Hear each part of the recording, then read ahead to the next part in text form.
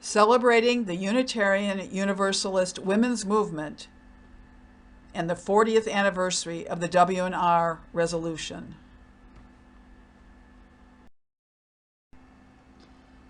Hello, my name is Elizabeth Fisher, and I will present in this brief slideshow some highlights of the Unitarian Universalist Women and Religion resolution and its impact.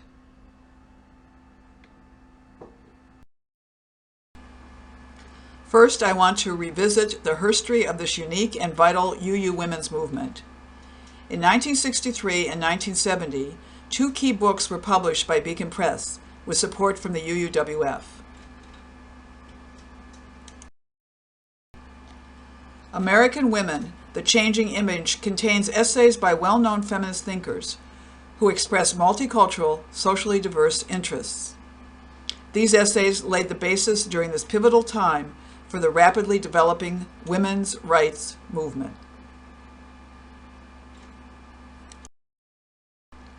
Voices of the New Feminism shares the thinking of national leaders including Betty Friedan and Mary Daly on women's participation in varied situations. These books are both worthwhile reads. Used copies can be located.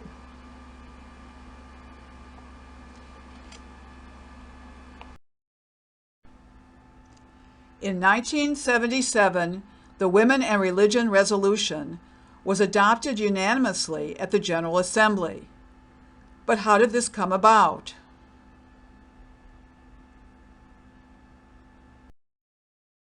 Lucille Shook Longview was concerned about the status and roles of women, both inside the family and in the larger society, which brought her to conceive and write the 1977 Women and Religion Resolution. She adopted the name Longview because that was her perspective. Lucille collected what she considered her best speeches and essays into Lucille's Red Notebook. I annotated these pieces and mounted them on their own website, which anyone can access. She was especially insightful and entertaining in her presentations.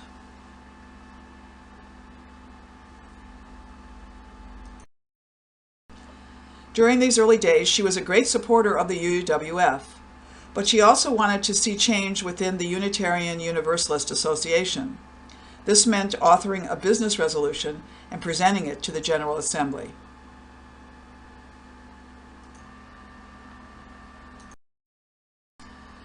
Lucille says, I conceived of and wrote the resolution and sent it to 15 associates around the continent, soliciting feedback. They encouraged me to proceed and offered suggestions. The petition to place the resolution on the agenda of the 1977 General Assembly received more than twice the needed 250 signatures. The UU Women's Federation supported the resolution written, revised, and submitted by individual UUs working together. Calling on all of us to carefully examine our cultural assumptions, the resolution highlights those which cause women to be overlooked and undervalued. Religious myths, historical materials, and other teachings which can create sex role stereotypes that are often perpetuated in our own families limit the sense of self-worth and dignity of each one of us.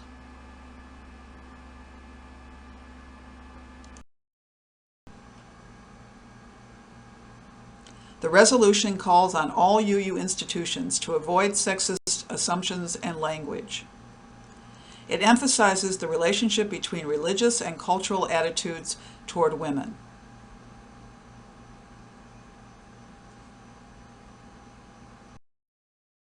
In a speech, Lucille said, in the resolution, when we say avoid sexist assumptions and sexist language in the future, we were reaching for a new and inclusive understanding of reality, a new Genesis, a new creation story.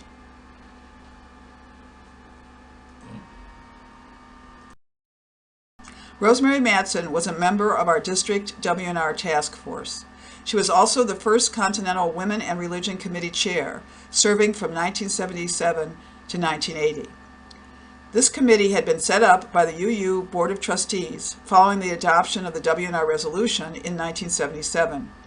It was independent of the district committees. In one of her handwritten notes, she asks, "How do we get across to people that the feminist perspective is one that acknowledges the whole of life and the sacredness of all life's creatures, human, animals, and plants, on an equal basis? What's so scary about that?" In 1998, the UUWF presented the Ministry to Women Award to Lucille as initiator and Rosemary as implementer of the W&R resolution. Each felt they should be considered symbolic recipients, acknowledging the collaboration of the many women and men who had made the W&R resolution a reality.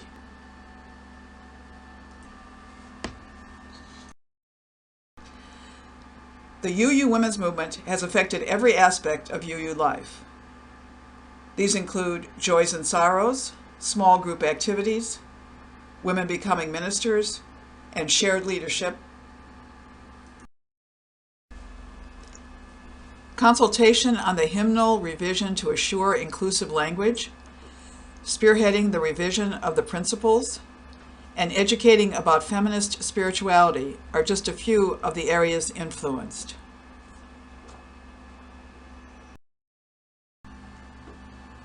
Women played a major role in the revision of the UU principles and sources.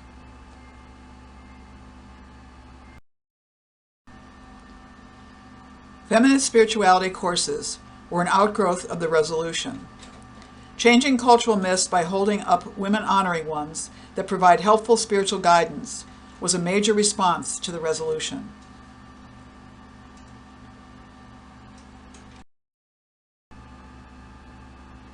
Many educational and inspirational resources have been created in the last 40 years.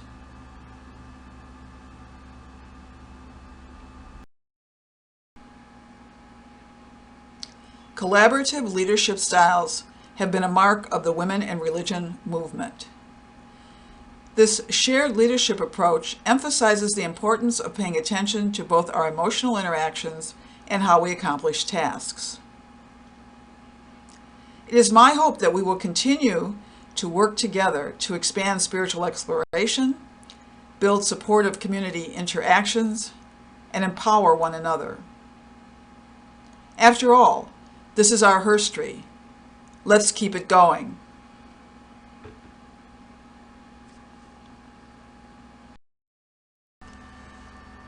I'll close here with final words from Lucille. I want to turn my energy toward bringing about a new age, a new consciousness. I want to create a life-giving vision.